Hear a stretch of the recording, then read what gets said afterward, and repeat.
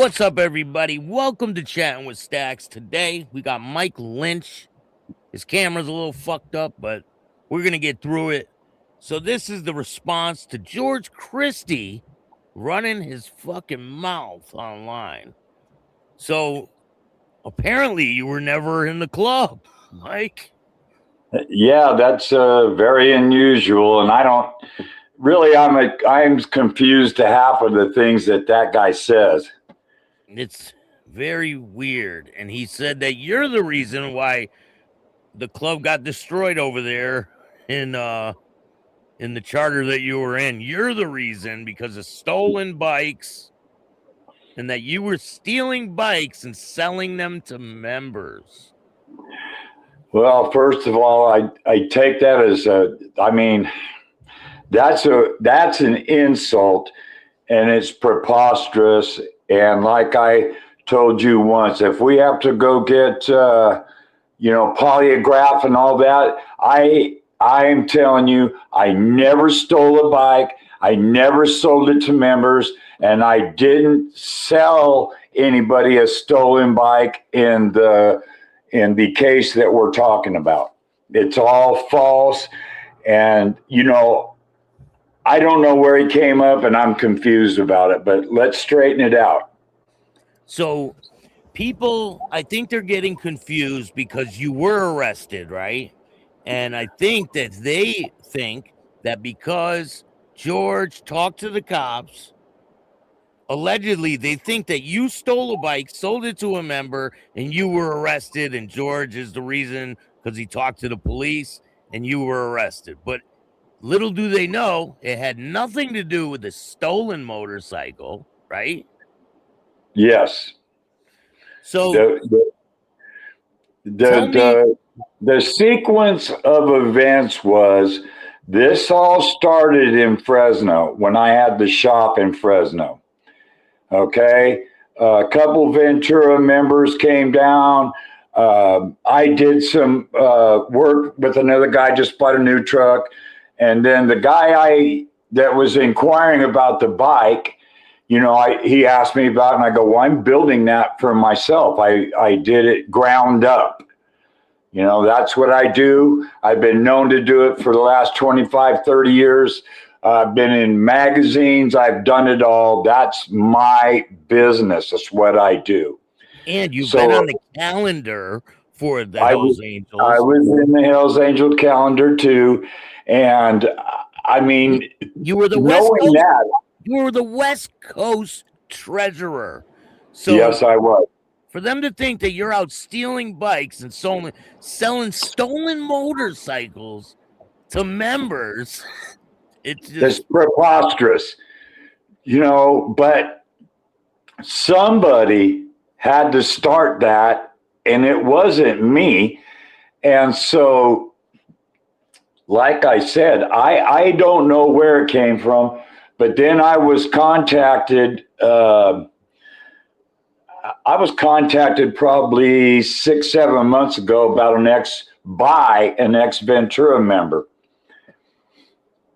And at that time, he said that he had to explain to me and get something off his chest.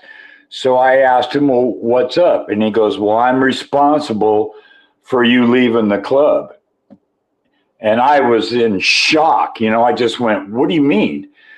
So he explained to me how George had put him up to talking to Fresno, and that the story that was given the ex-member was that I stole a bike and sold it to them. And he went on his word. He went back to my charter, and that's what he told him. And basically, we all know it. That's against the rules, and basically morally and any other thing. And, I think that I gave basically most of my adult life to that club. And I think that anybody you talk to knows I was a club man 110%. When I did my work, I worked. And when I party, I party. But this isn't about any of that. This is about what was said when Ventura was raided for the problems that they had. I was never in none of it. Nothing ever happened. I wasn't in nothing. But during the course of the raid, some things came up, and information, according to the two detectives that was there, and they recorded everything. And the information that they received out of Ventura that led them to get a warrant for me in San Luis Obispo. Yeah, but so the reason why George started saying this type of shit is because of them two detectives came and said, well, a member sold you guys sold Georgie a stolen bike. So it came from the two detectives, but it wasn't true. It was, they were recording, and, you know, I don't know how to describe it to you, but as I listened to that, I mean, these recordings, I know, I mean, there's so many of them, it's not funny. But the one that we're talking about is he got out of jail for whatever he was arrested for. And during that time, he had called the detectives up, and he was trying to recover some of his property back. And then they flipped him over to the conversation about me, and they were telling him, yeah, you know, all he did was steal a bike and put a license plate on it and sell it to you. And George ate it up. I mean, he ate that lock, stock, and barrel. And he answered him when they made that accusation. And then the guy goes, what are you going to do about it? You know, and George is going, well, if he did that, then, you know, he's this, he's going to be in trouble, he this. I mean, there was things that he said, and I said, you know, but all these are recordings that these officers had done. Okay, during these recordings, and I'm sure that you published some of them after, you know what I mean? And they were on your podcast. Well, during this recording, he goes, well, he didn't actually sell anybody a bike. My son bought it from another Ventura member. And the cop just kind of went, wait a minute. You mean to tell me that he did not buy that from Mike?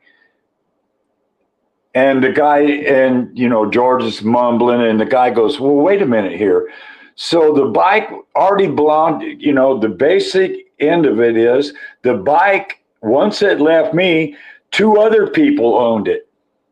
And I never sold anything to anyone. Their offer, or the one guy's offer to me, was that he had a beautiful bike that he bought, and he was willing to trade it to get that bike. And, you know, he was really, you know, adamant about the trade.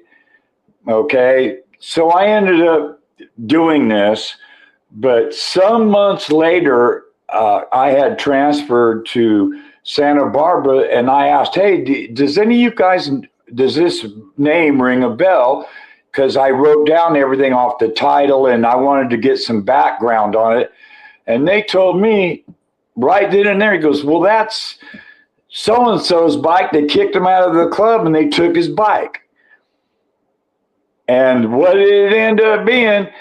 The bike that I got was an ex-member's bike that they had kicked out of the club, and then gave that bike to me in trade for the bike that I had at my shop. And I'll tell you, once I found that out, you know, the circumstances of how they got the bike, you know, I wasn't there, so I just know what I was told when I inquired about it. And they go, you know him, but I knew him by his nickname, not his given name. So I go, yeah, I know him real well. It goes, well, they kicked him out of the club, took his bike, and that's the one they gave you. And I lost my mind, because there's, to take another man's bike that he lost over that particular situation is like bad juju. That's the worst I could have done. Had I known that in the first place, they would have never, the deal would have never happened. But I didn't know. I was told something completely different. And then later on, like I said, months and months and, 6, 7, 8 months goes by. And when I started inquiring, that's the answer I got. And now I'm aware of what's going on, and it's just, I can equate it. Let's say they kicked a member out and they took his patch and all his stuff.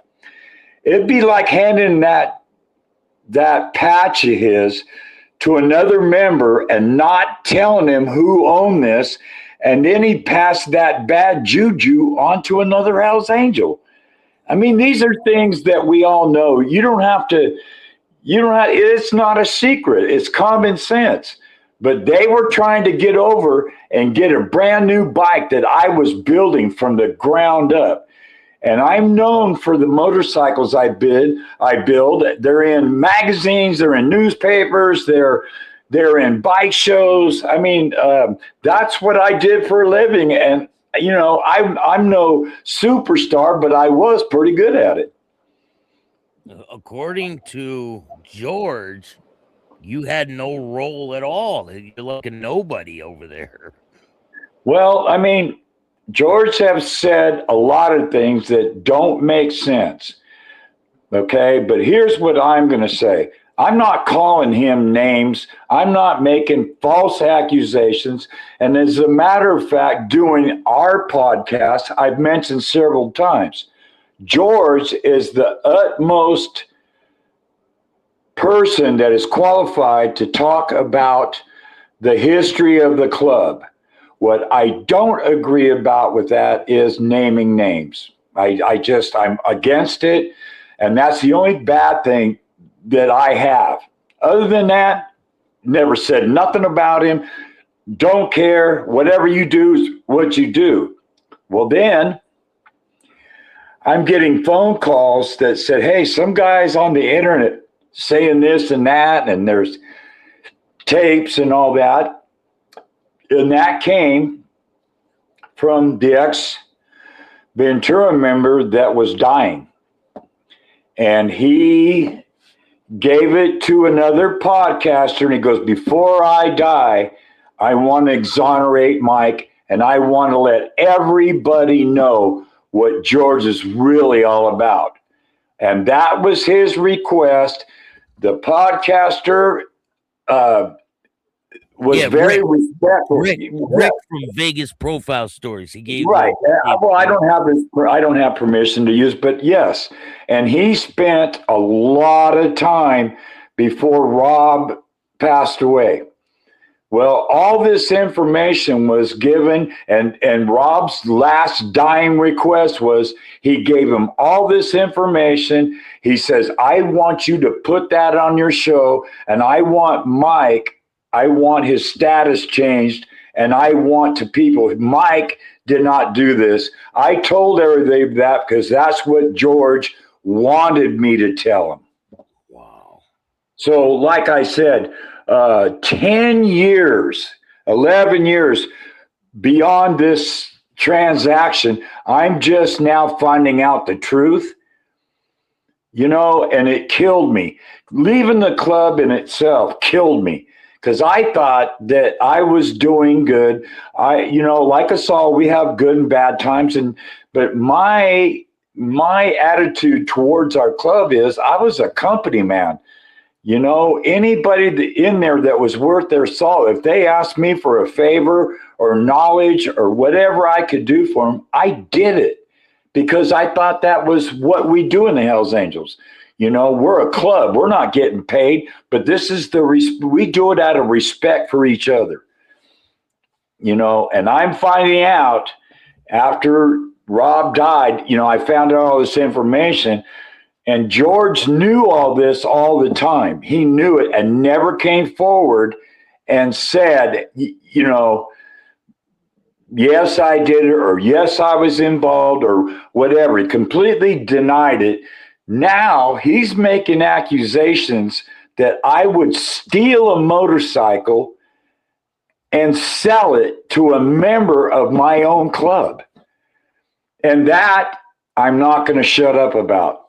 That's the reason that you and I are talking right now. We're going to set this shit straight because 90% of it did not happen.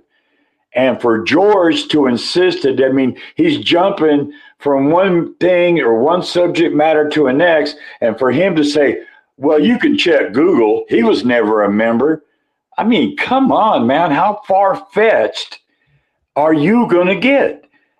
You know, and that's why we're doing what we're doing today. We're going to set this straight once and for all. And basically, I don't even want it brought up again, because once I do this, then it's over. It's done.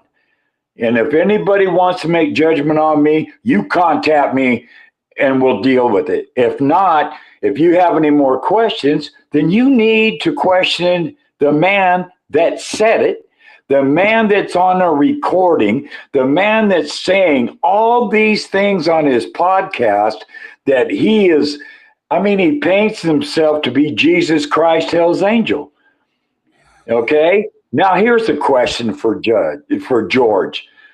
If George was so good at his job in leadership role, why did 7 or 8 members get up from Ventura, go to our meeting and get permission to start another charter, including, as he claims, David Ortega, who was allegedly, according to George, his best friend? You know, why did these people leave if he was the leader extraordinary? What I was told was they couldn't put up with no more of his bullshit, no more of his shenanigans, no more of his double talk, triple talk, you know, and then everybody out there to him was a sacrificial lamb. And that's my opinion. He did shit to other people. And whether he knows it or not, David Ortega and I were good friends. David used to come down to Fresno. When I moved up there, him and I just went right back to the way we were. You know, I'm not the oldest guy, but I was the oldest member of that charter. And David and I got along well, even when I was prospecting. And, you know, some unbeknownst to George is when David was in the hospital, my charter went over there and we want to check on him. So when we check on him, it's not good news. You know, he's got X amount of time. So when we're sitting there talking, he asked the rest of the charter to leave the room. And I go, woo. And he goes, Mike, you stay. So I said, okay, what's up, David? So the first thing we talked about was, you know, David asked me to paint his bike, why he was alive, and, you know, and he never got around to it. He started getting sick. So he asked me, man, you couldn't do the bike, but would you do my casket the same way that you were going to do my bike? And I mean, I assured him, I promised him right there on his deathbed that anything he wanted, I was obligated. I would do it. I was proud. You know, as a Hell's Angel, I was proud, even though I guess I'm not one. So I don't know. It depends on who you ask. But then he changed the subject and he goes, look, I got to talk to you about something serious. And I go, what's up? And he brought up, he goes, George. And I go, oh, and that's where I'm stopping at that right there. I'm not going to say what he told me. I'm not going to. Just not. It wouldn't be, you know, I want to keep David's name intact, but George, David O definitely had knowledge of some shenanigans, and he wanted me to watch over the guys that had left Ventura because he thought they would get retaliated against. So, I mean, this is God's truth, you know. So if anybody wants to, you know, that's why I said, hey, I didn't say nothing the whole time until Rob brought it up and got it off his chest. And like I said, the guy was crying because he felt so bad about it. And Rick at VPS says, man, Mike, I've never, as long as I spent with him, the only thing that he could talk about was getting clean with you and having the truth come out. He was adamant about it. And, you know, I told him I have no animosity. If you were led to believe that and you were set up, then, and of course, you know, like he's a young member and he's got a guy with 40 years in telling him, hey. Well, it's hard to not believe him. He's very influential. He is very well-spoken, and he could talk, he could talk you into buying the Golden Gate Bridge if you let him have it long enough. And that's sad because we're all on the same team. So why does he pick and choose the ones he wants on the team and making up stories so that everybody hated me? You know, it doesn't make no sense. He's changed his story so many times. But the one about me never being a member, and I looked it up on, you should know, you know goddamn well who I am, and you know what my job was, because we bumped heads about money constantly. You know, he was a pain in the ass to me because he never was on time, you know, paying what needed to be paid as the club. We all share the bills, but it was always me have to go after his charter and fucking say, hey, look, man, you guys are behind by a month or whatever it is, you know. And I'm not an enforcer. I'm a, you know, I was a paper pusher, and I'm taking care of the books. You know, it's not my job to enforce anything. And he was told several times, but the problem was every time we'd have a meeting, a different member from Ventura would be there. So we could never get the message across directly to George. You know, it was always somebody else there. We tell them, hey, man, you got to do that. Oh, yeah, I'll go back. I'll tell them. Never happened, you know. So I had some bad experiences with him, you know, that I shouldn't have went through. And now a guy, I find out from an ex-member that he went to Fresno and told them I stole a bike. And I go, man, okay, well, let me explain something. When you do a deal on a bike and you get something new, the law, state of California, the law is that you have 10 days to get all your paperwork straight and go to the DMV and take care of business on this bike. When I told them, hey, I said, hey, I haven't had it inspected yet. I haven't done any of that. And then they told me, oh, don't worry about it. We'll go do it, you know, blah, blah, blah, blah, blah. Okay. It was all bullshit. Okay. So then, I don't know how long later, but I'm going to guess 7, 8, 9 months, right?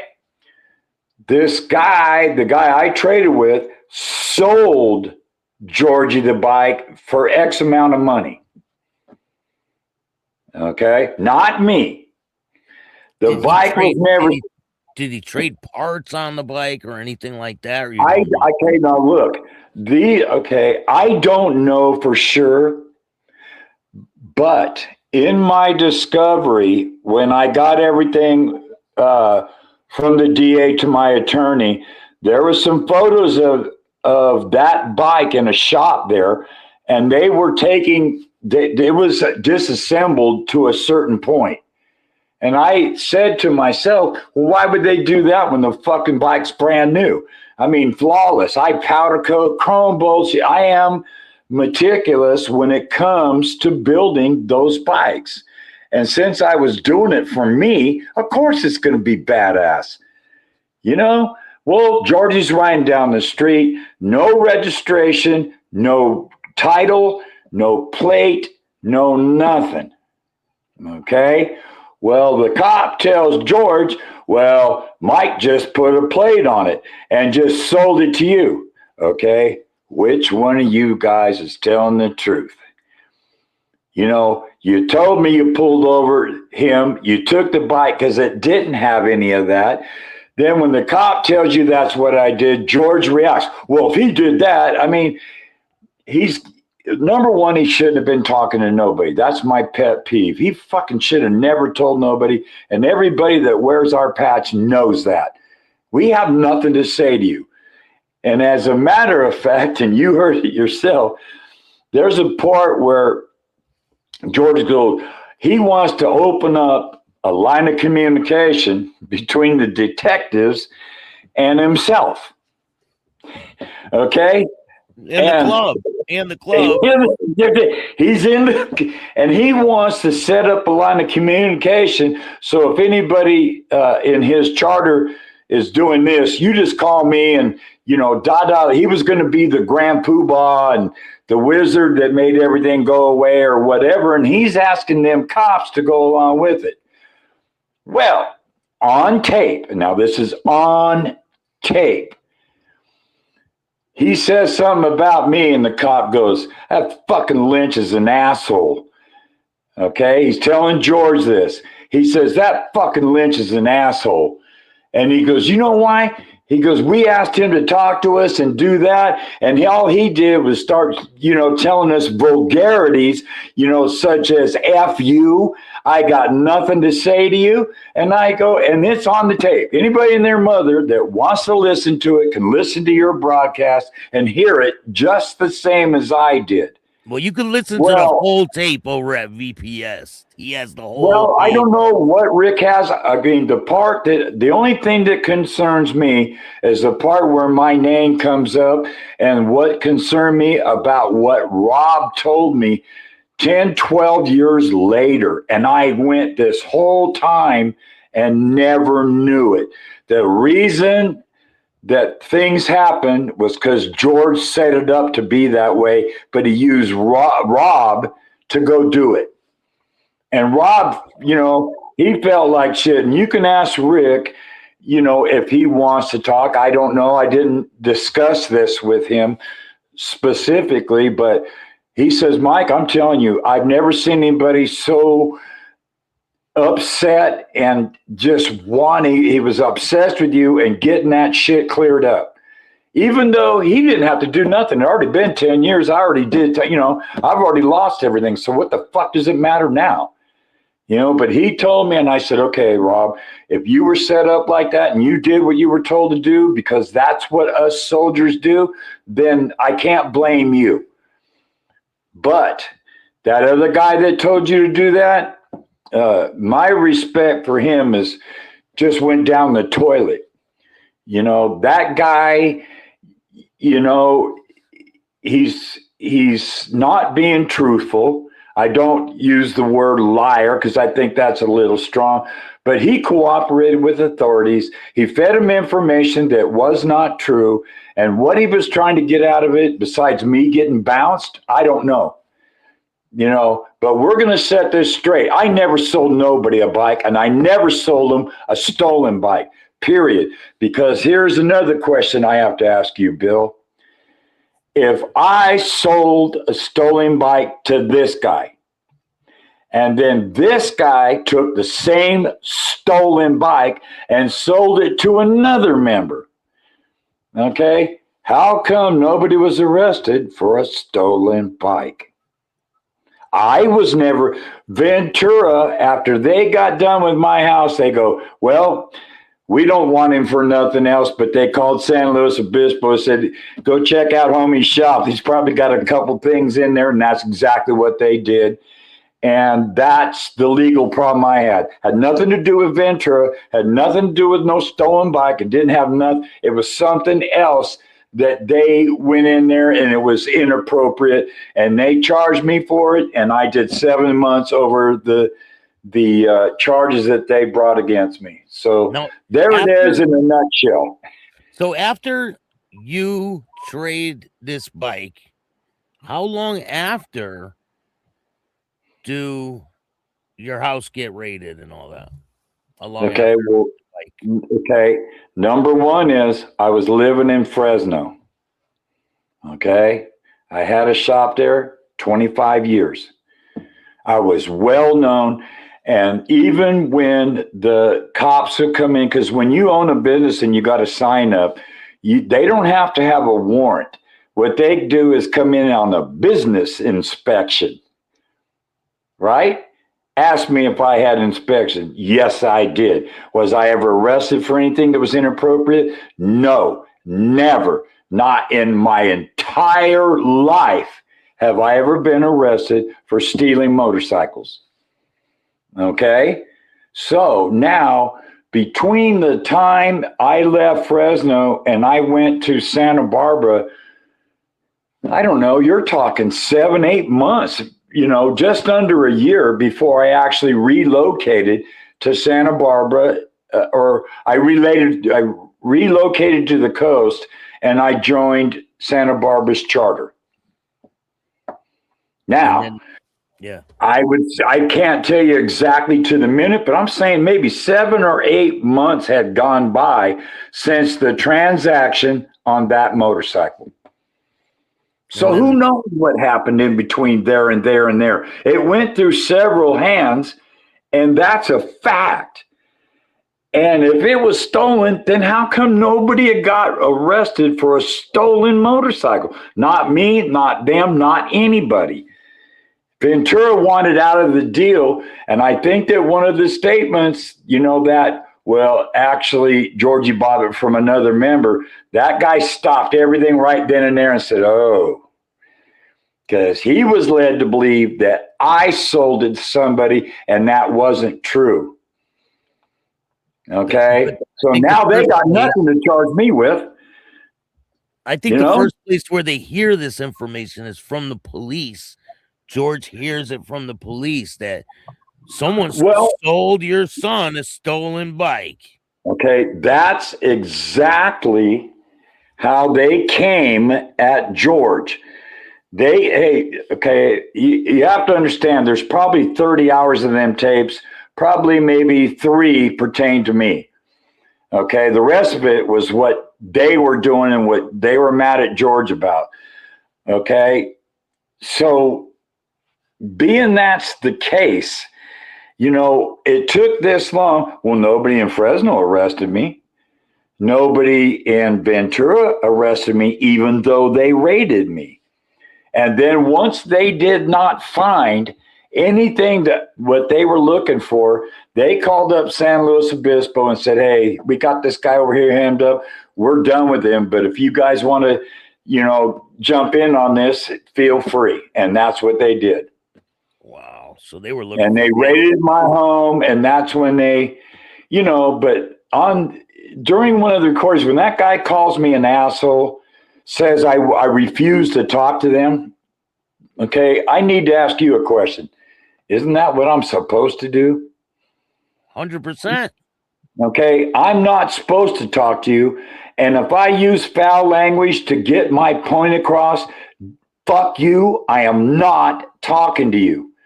Okay, and the guy wants to get on that tape and tell George, and George goes, yeah, and he agrees with him.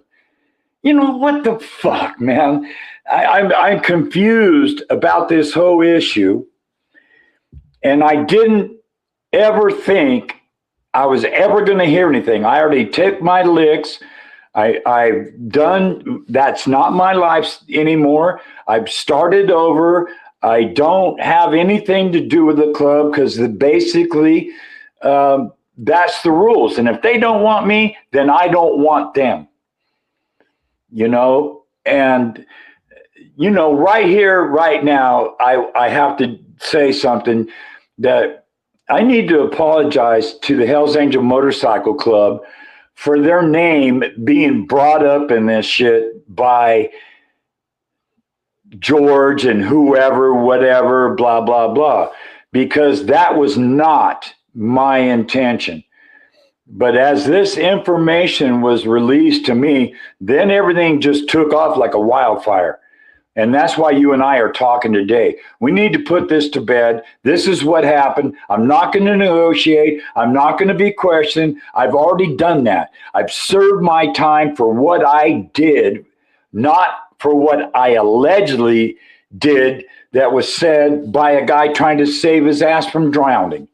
So George says that he was trying to get his property back. That's why he was talking to the police. But he said a lot of information in that. Okay, look. Now, you have listened to the same thing that I have. Rick at VPS has also listened to the same thing that I have. And there was one short or two short little sentences. Well, do you think you can get me my property back, my patch and everything? And the guy goes, not my problem. I don't do that. Talk to the judge. End of story. That's the end of anything about property. So that took maybe 15 seconds. Now, what about the rest of the hours? What are we chit-chatting about? I hear him, kind of, he goes, oh, they told me there was some active violence. Well, I'm out of the mix, so you have to talk to Sabian about that. And I go, Jesus fucking Christ. He just told on his president. He's what, I don't know, dry snitching? Is that what we call it? And then he tells the police who the head of the Mongols is, Doc Cavasso at the time. Well, we all knew that, and nobody liked him. Okay, but look. But still, he didn't say he didn't like him. He said he deals with him. Okay, well, if you'll find any Hell's Angel on this planet that will say that, I'll kiss your ass in the fucking middle of the freeway. Because we didn't feel that, and he was a pain in the ass, and you couldn't believe anything he did. You can't make a deal and, to use the word from George, set up a line of communication. We don't want to talk to those fuckers, and if we do, we'll let the powers that be that are good at it and don't have any personal gain, we'll let them talk, but it was obvious if he told on 35 or whatever it was of his members and sent them all to prison, what does that tell you about his character? Okay?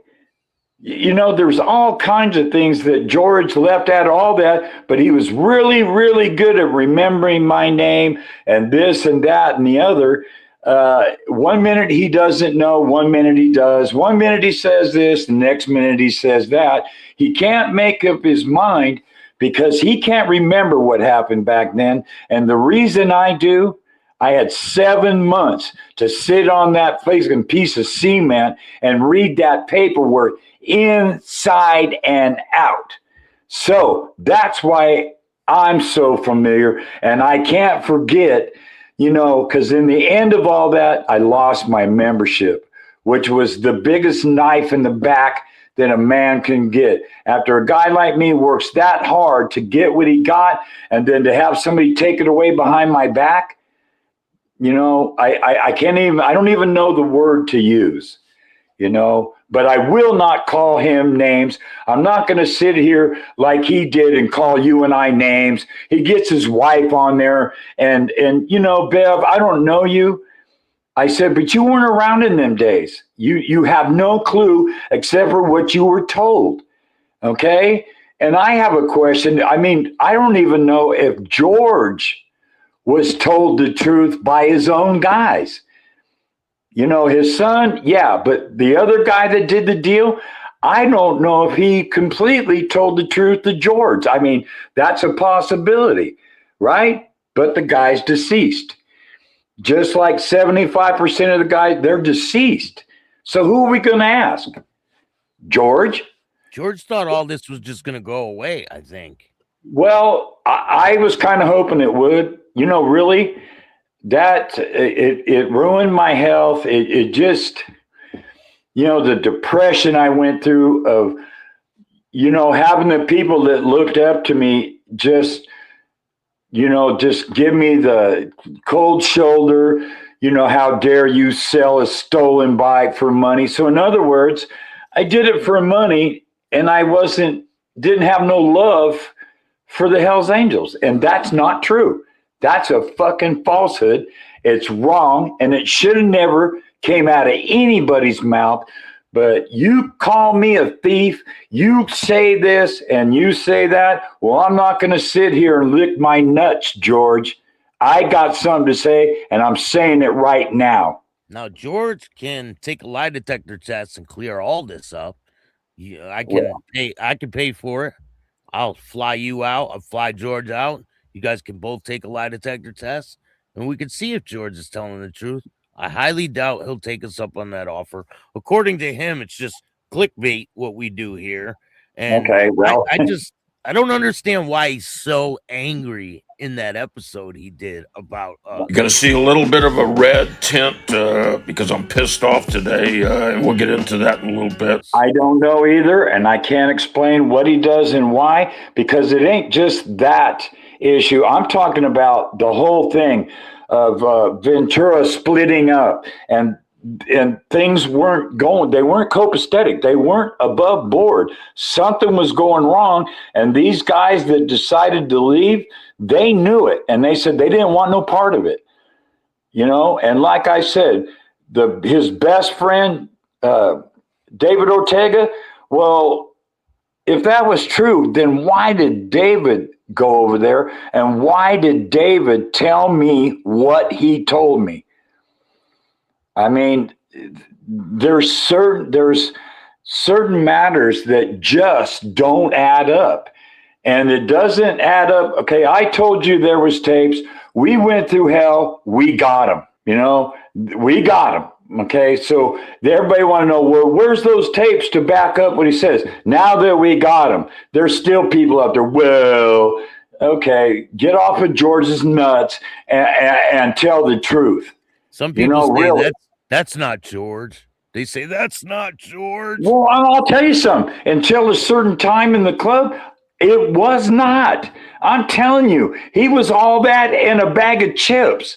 He was, but right around, 99, 2000, and then when his hatefulness towards Sonny started overtaking, his common sense or whatever, he was obsessed with it. And I don't think that, he's motherfucking Sonny's wife, Zorana, and, all these things. Okay, that wasn't necessary. If you don't like him, just tell him I don't like you. But to go on and go into meetings and go do this and go do that and trying to get Sonny kicked out of the club, well, everybody has a different opinion about what that happened. Mine is that I don't think that there was something so severe done on Sonny's part to get him kicked out of the club. That's just my opinion. Some people say yes, some people say no. But like always, we agree to disagree. That's just how we are. Sonny will always be bigger than George, even in death. Well, I would have my personal opinion. Okay, and I would have to say, I would have to agree with you, because not only did George was knowledgeable about the club, imagine what Sonny is knowledgeable of. Imagine the stories he could have told. Imagine the people that he's met all over the world. He's negotiated, he's done this, he started that. The guy was a pioneer into consolidating the motorcycle club and the chapters instead of having all these now we're one big club, period. And Sonny was very much responsible for that. So therefore I got nothing bad to say about that guy. I have nothing good. And I like his wife too. She's very good to me, always nice. There's no reason to slander them people. But if George thinks that he's going to get people to respect him over that, well, I'll just say I'm the first one to say, hey, I don't believe it, and I think you're wrong. I think you're taking things way too personal. I think you're going out of your way to ruin somebody so that you can get personal satisfaction. I think maybe that's what he was trying to do with his episode because Well, I don't know either. Your questions are the same as mine.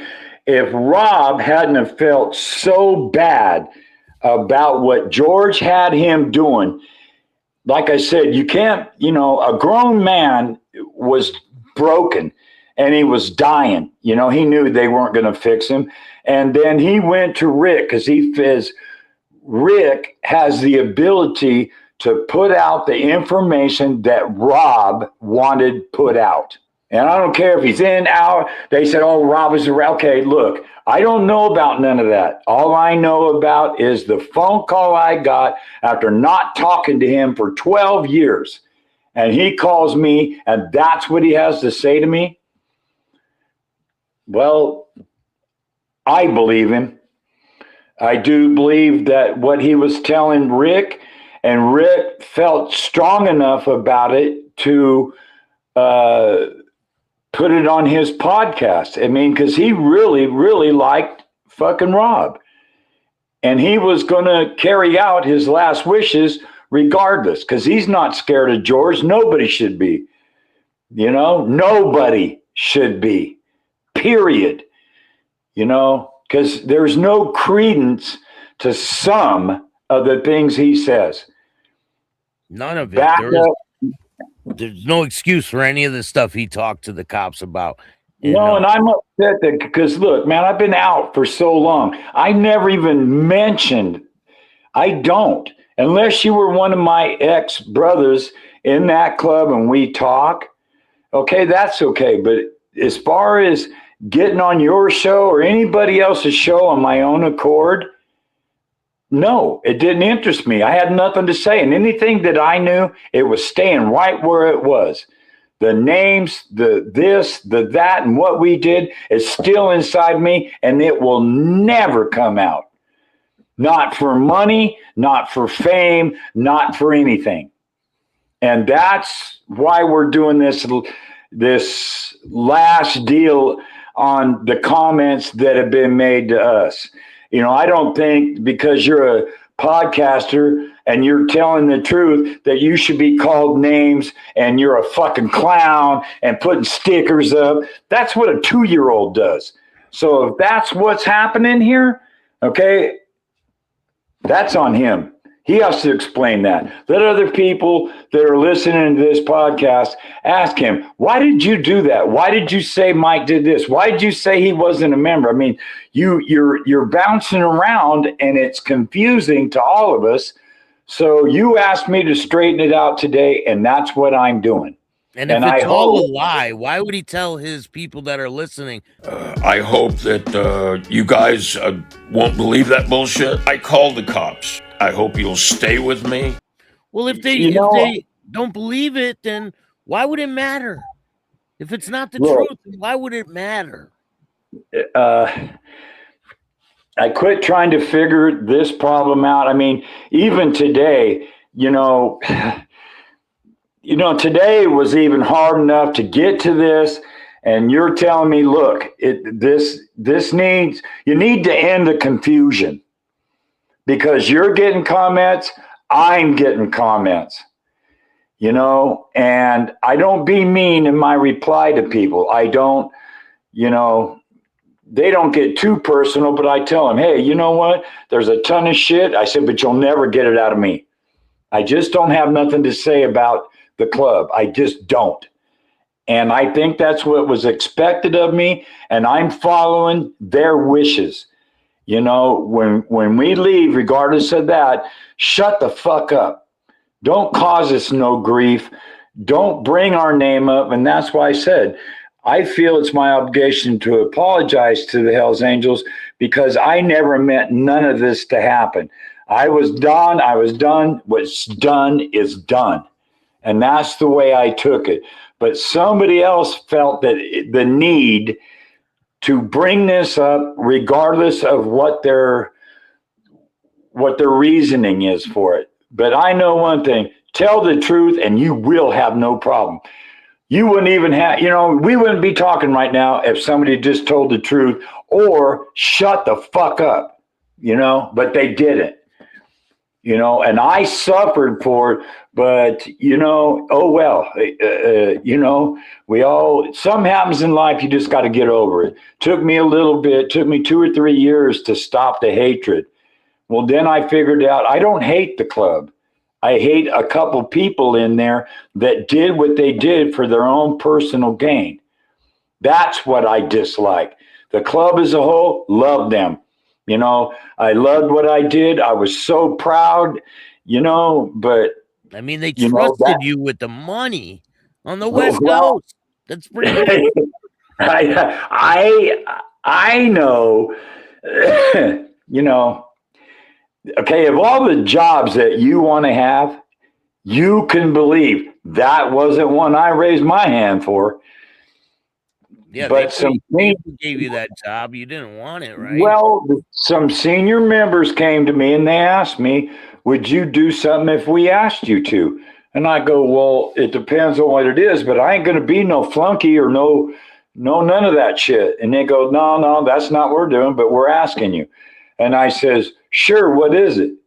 You know, what do you want me to do? None of your fucking business. Get the fuck out of here." You know, well, a couple of, at the next meeting, I found out they said, "Hey, the way Mike takes care of this and the way he takes care of that leads us to believe that he could take care of all the club in the Western hemisphere, in the, you know, the West Coast." And there I said, I was, you know, I stayed there for 10 fucking years in that job. But you weren't a member, but you were getting the payments.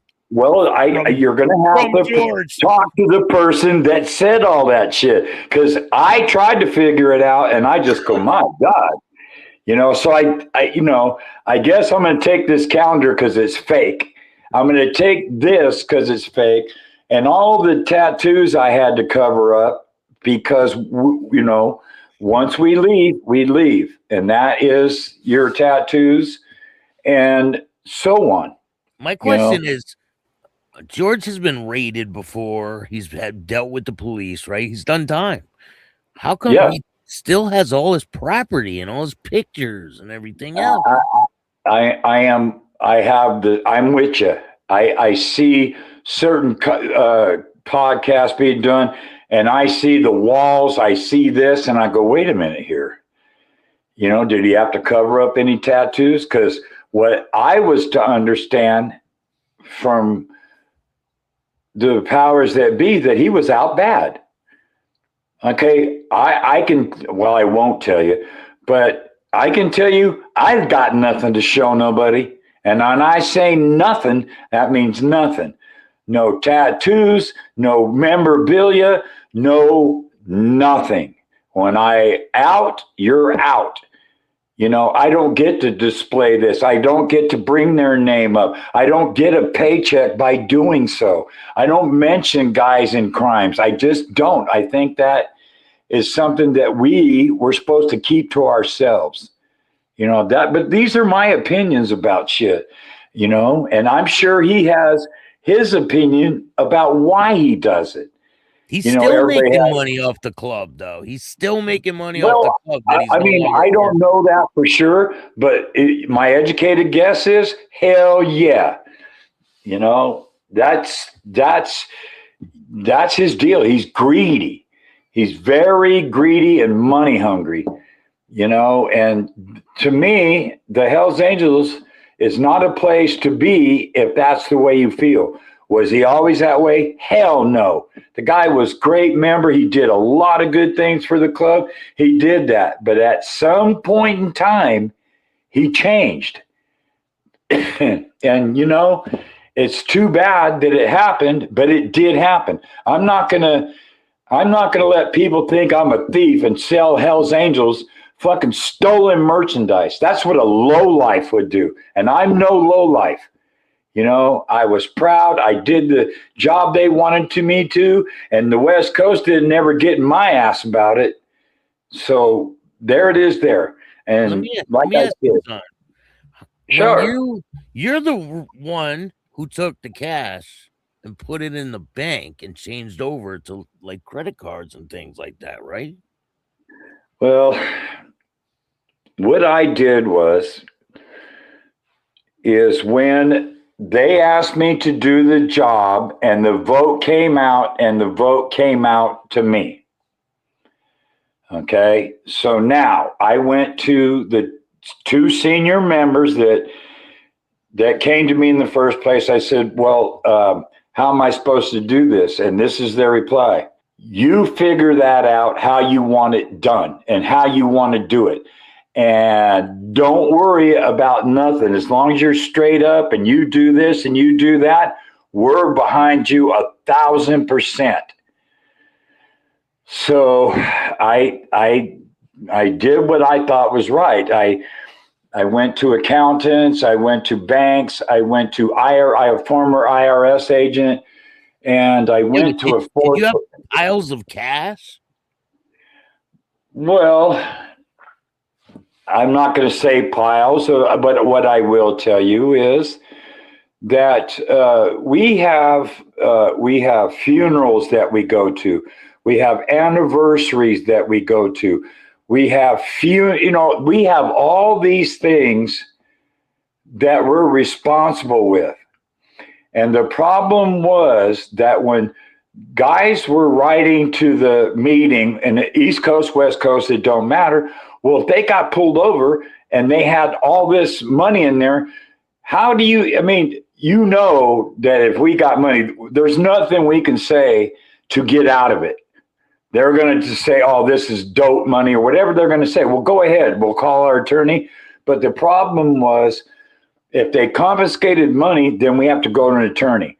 We're giving the attorney probably 25%, 30% of the cash that was confiscated. So how much do we really have when we get it back? And when they get it back is when they goddamn feel like giving it to you. 6 months, a year, meanwhile, we got bills to pay. We got lawyers to pay. We have obligations to these people. And that's why I felt that we should change everything. We put everything in what they call non-interest bearing accounts. In other words, it was sitting there being stored until I needed.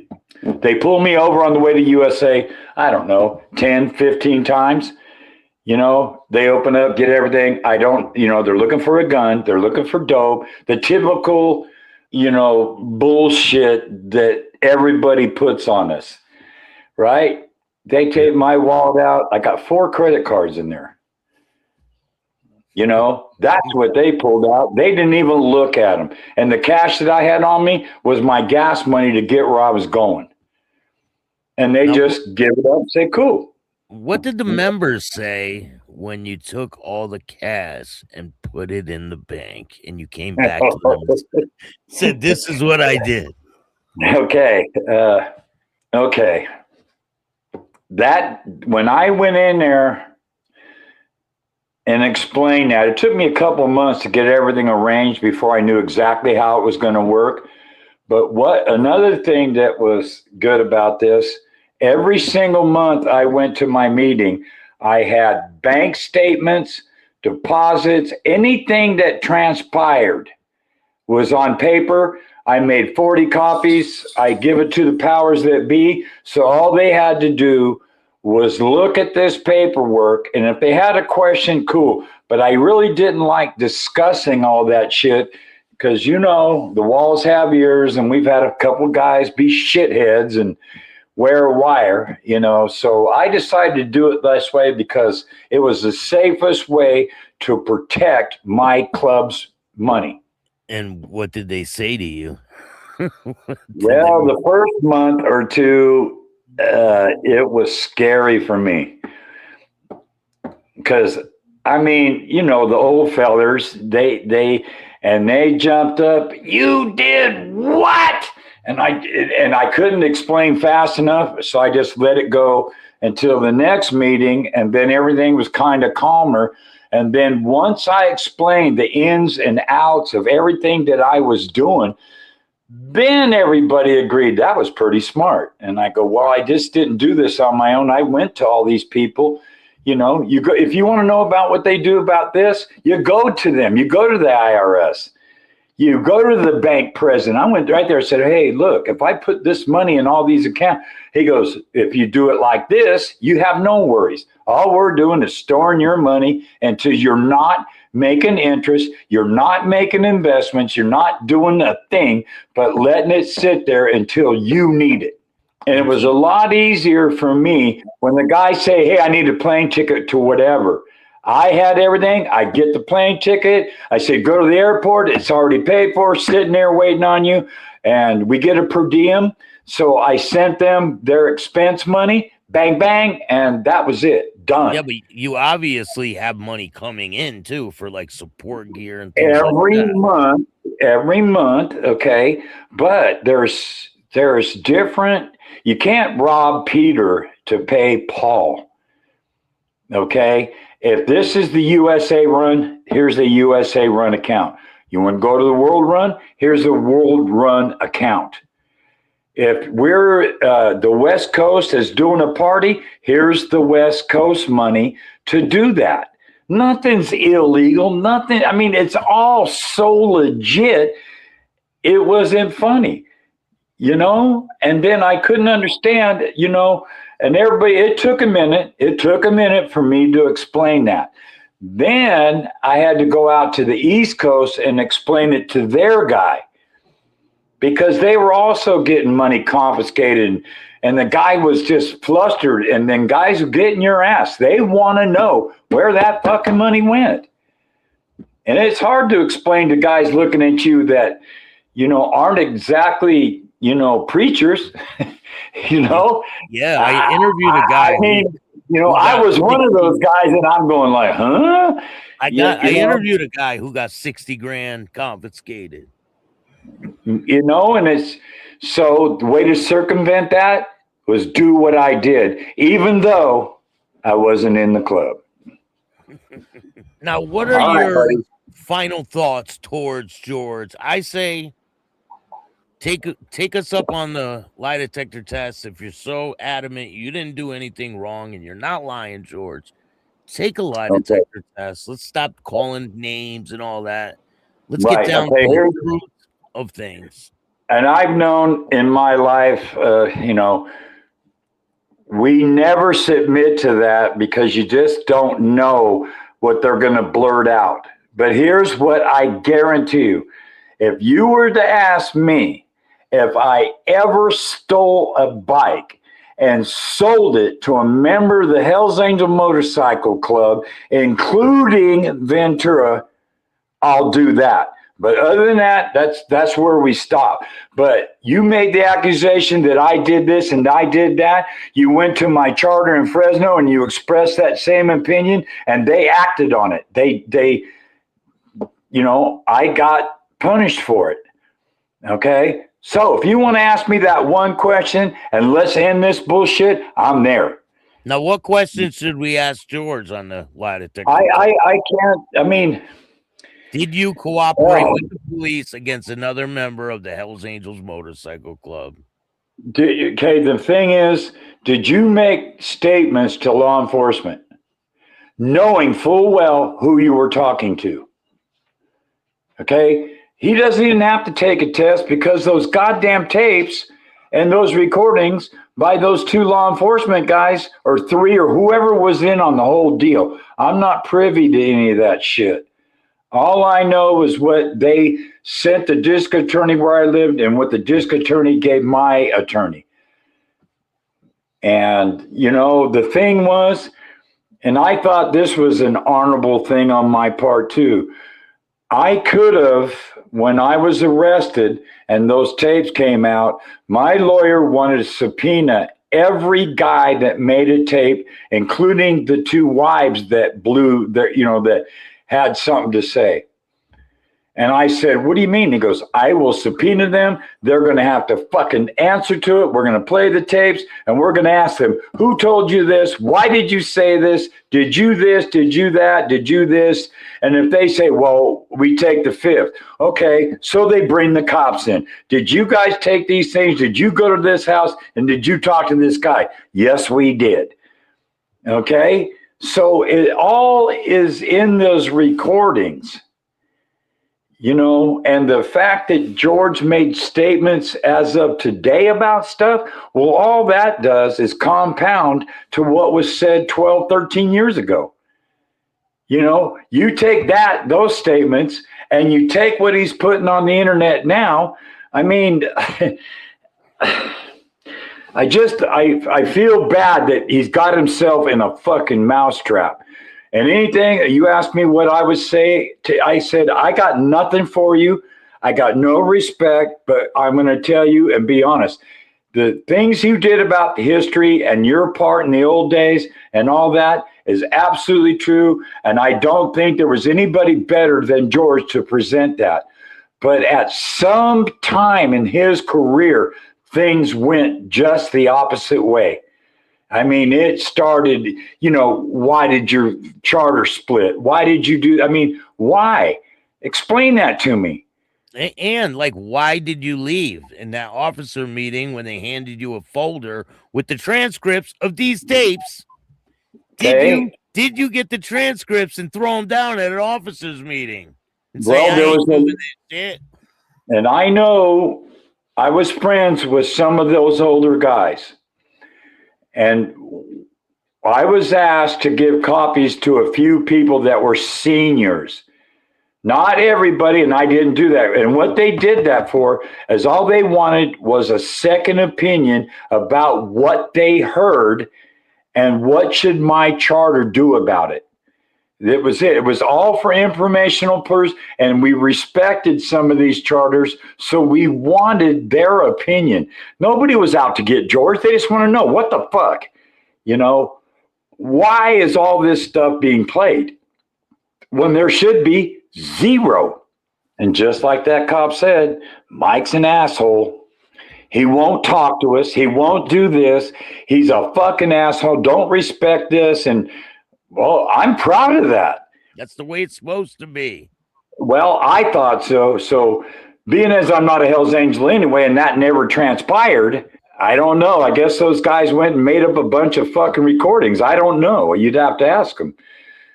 But I think they were telling the truth, and I think they were pretty adamant about it. And I think that George and a few of those other guys fell for the old, I'll be nice to them, and everybody thinks, well, they're being nice to me. It's cool. No, it's not. They're the fucking enemy. The enemy wears all kind of clothes, but the fact of the matter is they're still the enemy. I don't care how they talk, how they look. I don't care. I think George got comfortable sorting with the enemy. I think I do too. Chatting it up. He seemed pretty comfortable on those tapes, chatting with the cops. I couldn't agree with you more. And I'll ask myself why for the next 20 years, because I probably won't live that long, but I'm just saying it gives me great pleasure about what Rob did, and Rob came clean with me. I mean, that's a man's man, knowing that he fucked up and knowing that he was responsible for what he said to get me removed from the club from stealing selling stolen bikes to members. That never happened. I swear on my life. I swear on my mama. I swear on everything that means anything to me. You want to ask me that question on the lie detector? Fucking great. Ask me that question. And then after that, nothing more said. I just want this thing to end. I want George to shut up. If he doesn't want to explain, or he doesn't want to own up to the statements that he made. We didn't make them and said George made those statements. Not me, not you, not Rick. Rick didn't make up a damn thing. But he did tell me, man, fucking Rob was sick about that, man. He had to do that. And so I did it. And here he was reading the tape. So he was pretty much confident that what he was saying and what he's reporting is the absolute truth. Just as we are doing. We're pretty confident this is the absolute truth. And why do we say that? Because we have these to back up every statement. I mean, we heard. And then the rest George hung himself on. We heard it with our own ears. Everybody else hears it too. They just don't want to believe it. I know a lot of people don't want to believe it because George is who he is. A lot of people I'm cool with are friends with George. That's okay. Listen, I'm not doing this for clickbait. That's not the reason I'm doing this. We are talking about one incident that transpired, and that alone, nothing else. I don't care if this guy's a rat or this guy did this or this. I don't want to hear about them. The only thing that pertains to me is the statements they were made. And when they got done making them, they came to my house and fucked it up. And then never charged me with a crime one in Ventura. Can you answer that? If I was this and I was that and I stole this bike, I didn't get arrested for that. I got arrested for nothing that concerns Ventura. And and anything else that transpired is none of their fucking business. And I took it on my own. It doesn't matter. But they didn't get there by sniffing the air and having a birdie come up and say, well, guess what this birdie told me?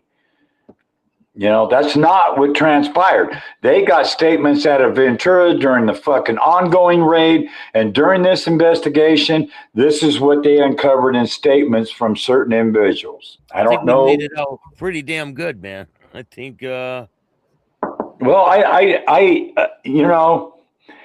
I feel bad that this ever happened. I thought I was clear of the club. I thought that maybe, they go their way, I go mine. What transpired, transpired. I know my kids. I know the daughter, my mom's daughter and all that stuff.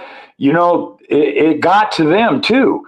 They have to go listen to what people say. And here, one minute, I'm doing this, and the next minute, it's completely opposite. My own guys in the charter, my friends, everybody started going, man, that's fucked up what you did. I go, I didn't. I got tired of saying it.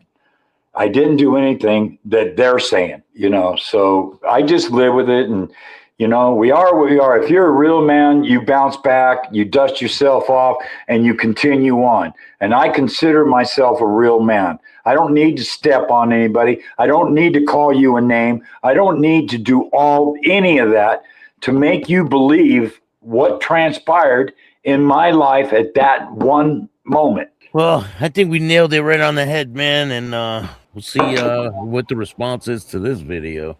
All right. Well, okay. And that's your business. You want to be the best that you can be in what you do. And if you ask me, if you were acknowledged by an award, when you told me, yeah, I'm going to this, I go, well, that tells me something. The guy must be, legit, and other people think so. And so they thought he was good enough to get an award. Okay, so be it. I mean, you're not going to go around the world on a plane and get it, you're not going to Hawaii and getting a new house, but it makes you feel good. It's a pretty big award, though. I mean, the Hall of Fame is pretty huge. Okay, and I don't understand, but I'm glad that you're glad. So I'm saying that's one of the things that convinced me to talk to you, but that's just one of the things. Some of the other brothers that have done with you, they absolutely believe in you. I'm in contact with them, and we all feel the same way. I appreciate it. We got something to say. We're not going to get on we're going to come to your house and you're going to know what we have to say. Yeah. We're saying it right now. Done that, right? Yep. And I just want this stuff to go away. And I think that now it's up to George to answer up or drop the subject. No more name calling. Please don't put your wife, Bev, on there to say that, he's trying to do good and all that. Well, yes, that's an excellent story, but is it the truth? And I'm not going to call her names. I'm not going to call him names. That's beneath me. Fuck that shit. If I got something to say, like he said, I'd show up at your doorstep, knocking on the door, and I would say what I had to say, but I don't. You're getting on. We'll be rolling on the ground, and he'll fight me, and all. Like, come on, Oh, man. Jesus Christ! I can't hit the elderly. I can't hit the elderly, man. I don't blame you. I mean, that ain't gonna be good on your resume. No. How old was the motherfucker? I bragged about it one time. I told everybody I finally won a fight, and I go, yeah, she was blind, had only one leg and one arm, and she was in a wheelchair. But I'll tell you, motherfuckers, I won, and that's all that counts. What? I don't care. What a dirty bastard I was. I still won, and I'm putting the W up. Yo, did you know that the anniversary for the Hells Angels is upon us? The 78th anniversary of the motorcycle club. Yep. March 17th. Yep. Today is the day. Yes. And that's Burdu's anniversary and the club's anniversary. That's wild that we're doing the show on this date. Well, I didn't even think about it till you brought it up, but it's sad, man. I just wish the Hells Angels, go about your business. The guys that do what they do, they're going to have to, if they step out of line, you're going to pay the price. We all know that. As far as telling and doing all this shit, I don't agree with it. And I really don't want any part of it. I just think that we strayed somewhere, and I hope that they get back on track and do what they do, and that's being, a top-notch motorcycle club. So that's all I have to say for the day, and I hope it's good enough, and I hope I cleared up some questions from your listeners, and believe it or not, I hope George, I hope he listens, because I don't have anything bad, but you keep these bad mouthing me, then you're going to get it back, and you're going to get it back threefold, because I'm not going to let up. Like I said, I don't sit here lick my nuts when you call me a fucking thief. Hey, you might as well call me a chomo, because I'm going to react to that, and I'm going to react the way I've been taught to, Yeah. So anyway, Bill, I hope this helps you out. I hope it helps everybody out. I hope that it sets the record straight. I'm not doing this. I don't get paid. I get nothing out of this, but setting the record straight, and maybe I can get my status not out bad. I that would be the ultimate thing for me, is like, you guys know this thing was dirty. I don't ask for much, but I sure would like a status change to not out bad as a punk. I'm not a punk, and I didn't do anything wrong to the club. So if it works, it works. If it don't, I continue on with my life. I hear that, man. Well, I appreciate it. Thank you for joining me, and we'll be in touch. If I got any more questions for you, I'll definitely reach out and let you know. You're going to have to buy me dinner again. I don't know. Yeah, got a hankering for that Italian food, buddy. Yeah, I know. I got you, man. All right. Well, you take it easy, and I hope Rod's doing okay and everybody, and we'll go from there until I talk to you again. Definitely. If you like my this, pleasure, brother. Hit the like button, subscribe, hit the notification bell so you your can get mother my videos. This is your brother. Drop. And if you don't like this show, too fucking bad. Start your own podcast. There it is. All right, brother. Out.